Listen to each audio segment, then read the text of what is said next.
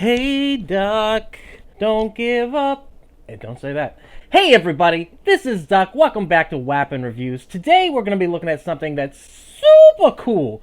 I'm talking bad to the ass. Today, we are taking a look at a Doom mod, because once again, I love me some Doom mods, that represents the National Video Game Museum of Frisco, Texas. This is a mod of Doom that you can get playing on ZDL. Look at my first WAPN reviews to show you how to load up custom Doom mods. If I could talk, that would be wonderful. But yeah, you've got to try this out, especially if you've been to the NVGM.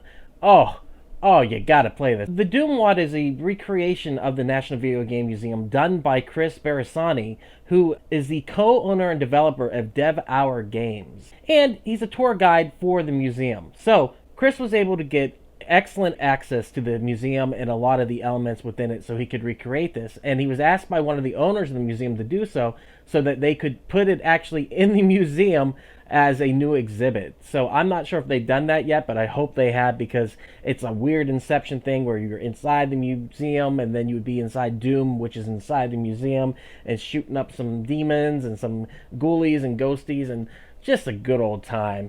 Ah! I dropped my mouse in the trash. It's never a good thing. So another cool thing about this is it takes you in places in the museum I've never been before. First one being the women's restroom. Haven't gone there. Didn't need to. Didn't see the need to go in there. But it also allows you to go into the offices in the back and into what it looks to be the warehouse, which I thought was pretty darn cool. There's bosses plenty in this bad boy. I think it uses almost every single Doom asset excluding Satan himself. Satan! Whoa, don't want to play around with that guy. He is bad news bears. And for me, the recreation of it is so much fun because you go in and you see that they kind of remade Pixels, which is the giant sculpture you see when you walk into the National Video Game Museum. You go in, they have the giant Pong game, they have the giant Super Nintendo controllers where you can guide through stuff. It's so good. Like, what this guy was able to do is so good. And there's actually a video out there that I will link in the description that shows you a comparison between the museum and then the Doom version of the museum, so you gotta check that out. It even has the arcade. How cool is that? And the gift shop afterwards.